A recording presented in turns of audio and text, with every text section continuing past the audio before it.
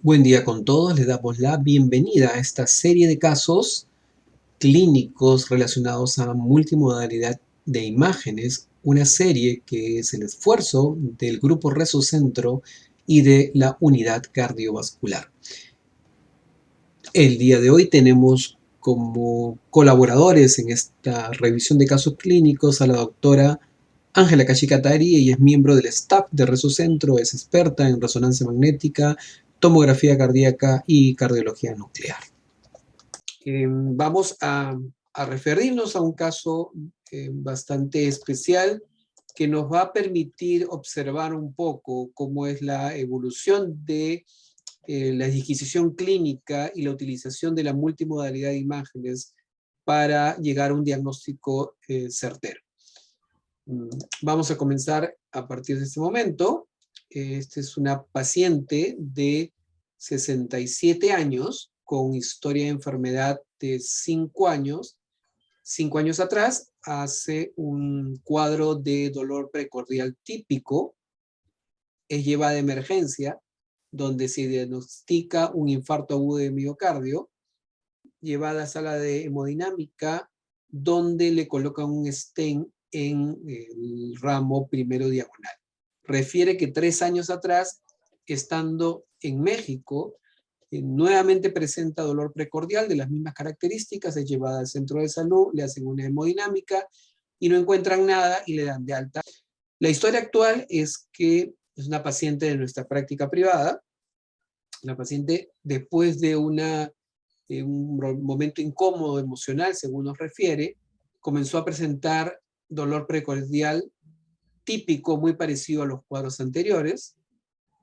Llaman al médico domiciliario, llegan en ambulancia y le toman un electrocardiograma. Este es el electrocardiograma que ustedes pueden ver, es el electrocardiograma con dolor, y ahí podemos observar, aparentemente es un electrocardiograma normal. Siendo más exquisito, podemos ver un discreto acuminamiento de la onda T que no es nada específico. Al día siguiente, la paciente, luego de que le pasó el dolor, acude a la consulta para una evaluación, pero previamente le habían tomado una prueba de troponina que todavía no se tenían los resultados. En el consultorio, la paciente se le toma un electrocardiograma y llamó mucho la atención que la paciente se encontraba sin dolor, había subido 4 escaleras, pero el electrocardiograma que ustedes notan es un electro bastante patológico, con una ondas T negativas simétricas en precordiales B3, B4, B5, B6, 1, 2 y ABF.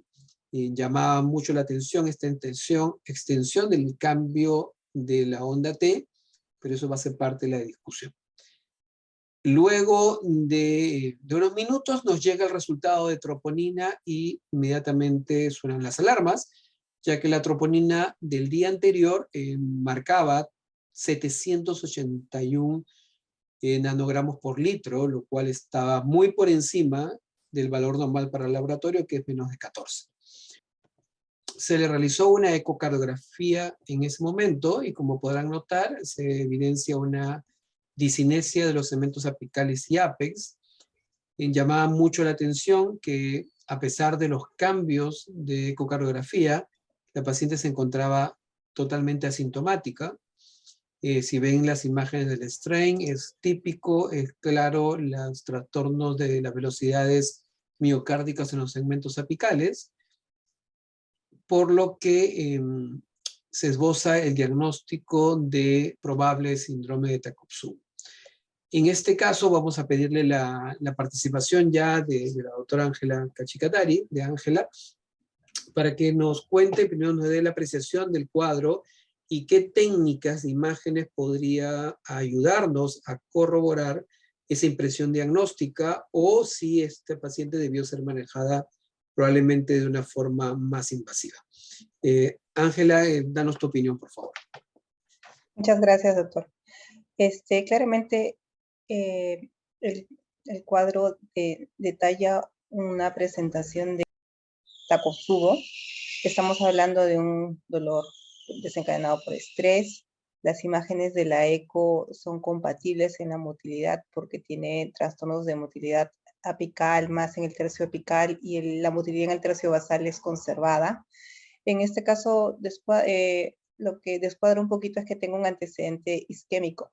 Sin embargo, debemos acotar que esta paciente ya tiene un cateterismo hace 2 años y tuvo un cuadro de dolor similar, y el cateterismo habla de lesiones de coronarias sin lesiones. Asumimos que el stent también estuvo sin lesiones. Entonces, y se habló acerca de la clínica, que al día siguiente la paciente tenía resolución del dolor y estaba bastante estable hemodinámicamente. En este caso, ya con la sospecha de Takotsubo, correspondería hacer una prueba anatómica, ¿no? Correspondería ver cómo está el estado de las coronarias, pero vale la pena ver las características clínicas de la paciente. En el electro los cambios son muy difusos, la paciente al día siguiente no tiene inestabilidad hemodinámica, entonces podríamos valorar qué técnica de análisis anatómico vamos a utilizar.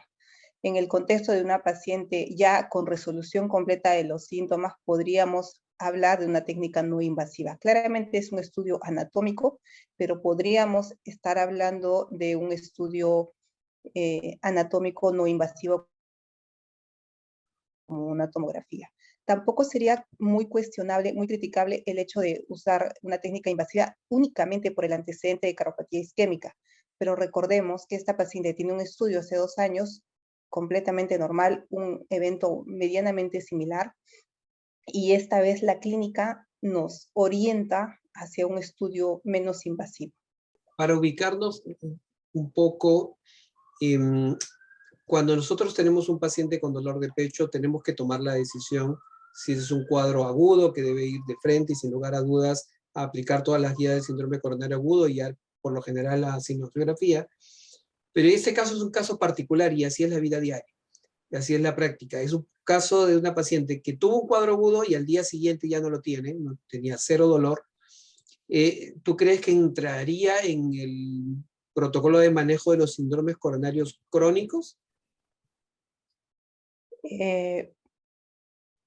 Yo creo que no, porque se trata de un cuadro agudo. Tenemos elevación enzimática, tenemos cambios en el electro, entonces yo creo que tenemos que tener un comportamiento en este caso, necesitamos ver la anatomía. No creo que podamos ver en este caso, decir un estudio funcional, por ejemplo, tenemos que ver la anatomía. Pero sí, la clínica juega un papel fundamental en este caso. Y otra cosa que usted menciona y me parece que hay que recordar, si estamos dentro de un contexto de un síndrome coronario que estamos determinando, no se trata de un ST elevado. Los cambios del electrón no es un ST elevado, por lo tanto no es CATE directo sin cuestión, ¿no? Definitivamente no. Estamos hablando de cambios en la onda T, son cambios difusos, y esto sumado a la clínica nos puede hacer tener un poco más de cautela en qué decisión o qué estudio anatómico vamos a elegir. Muy bien, entonces ante el análisis que haces, la paciente debería ir a un estudio no invasivo anatómico, un angioten coronario. Sería una alternativa debido a la clínica, sobre todo, ¿no? A la clínica de la paciente, que al día siguiente hay resolución de los síntomas, la eco muy característica. Entiendo que podría haber alguna discusión por el antecedente isquémico, pero repito, tiene un estudio hace 2 años con un cuadro algo parecido, sin lesiones. Estando de acuerdo con los comentarios de Ángela, en el momento se revisó el caso, se discutió y se procedió a hacer un estudio de angiotomografía coronaria. Se los voy a presentar rápidamente, no vamos a entrar en mucho detalle. Lo que vemos ahí en la imagen del centro es la posición del stent en primera diagonal. Si vemos en las otras imágenes, podemos ver que este stent es un stent pequeño, totalmente permeable. El flujo distal de la arteria coronaria es permeable, lo que demuestra que en esa zona no había una alteración, en este caso, del flujo.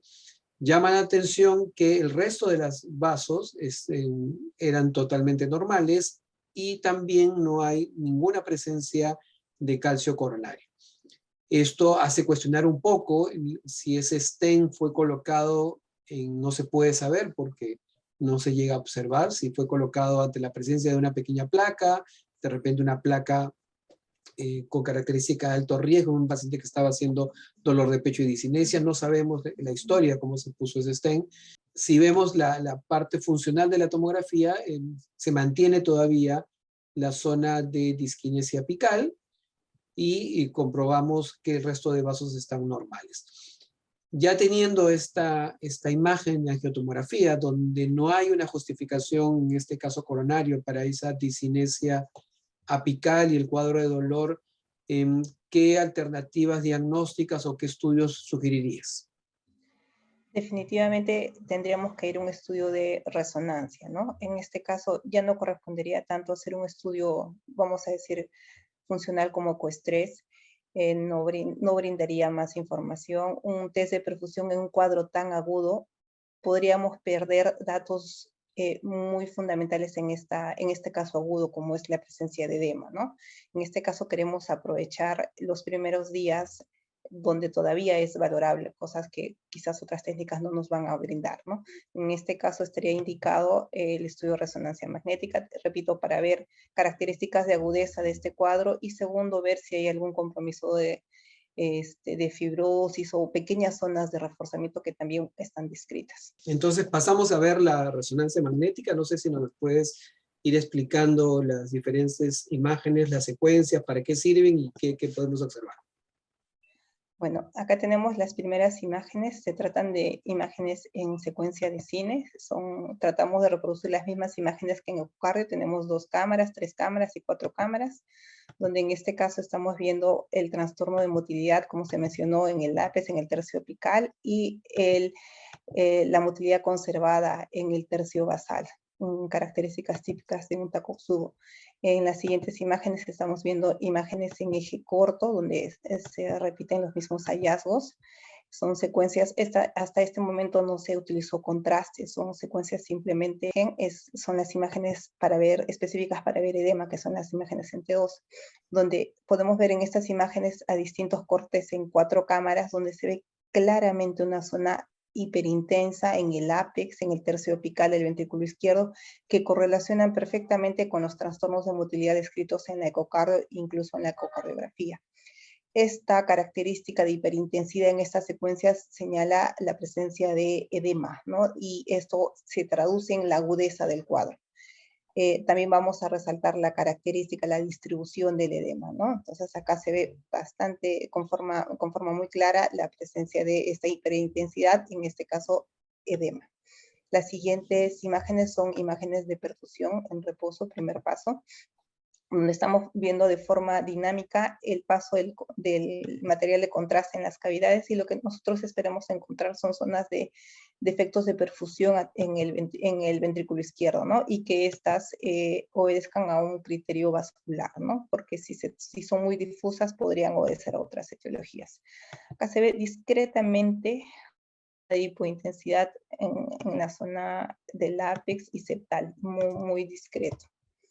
Y las siguientes imágenes corresponden ya a las zonas de reforzamiento tardío, donde estamos viendo la presencia de, bueno, cortes en eje corto, y si nos acercamos a ver las imágenes de la línea superior, vemos unas pequeñas zonas de hiperintensidad hacia la pared inferior, inferoseptal en las imágenes, repito, de la línea superior, pero llama la atención que este patrón no se trata de subendocárdico, se trata de un patrón más intramiocárdico.